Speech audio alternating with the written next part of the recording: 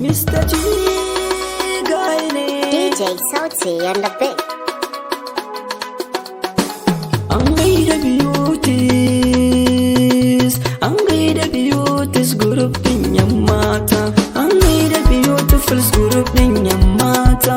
An gaida beautifuls fararen yan mata.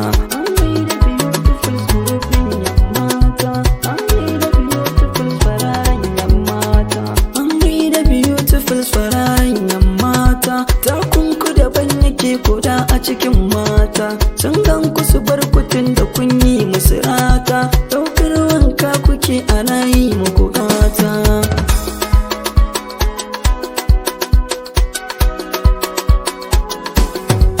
Solo taku kun wuce su kun bar sa a baya. Kuna da aji tafiyar ku sam ai ba ƙarya. Ado da salo kaf a faɗi kan duk Najeriya. Aje akan ƙungiyar beauty sun shirya. Manyan mata ƙungiyar da su ba sa sanya. Guruf ɗin nan lokaci yake kowace nahiya. Ku ba su kalakar ku bar su har masu ga hanya. Guruf ɗin nan an faɗi ashe ba shi da yawa.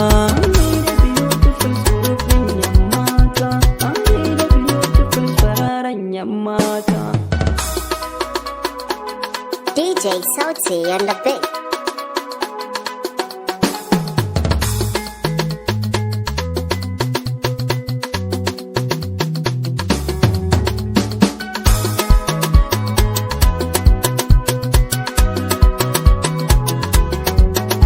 Members ɗin ƙungiyar da sun yi musu rata. Su ba su faɗa shi yasa suke ƙara zumunta. Members ɗin zan faɗe su take a dangata. Salon su daban ne yake koda a cikin mata.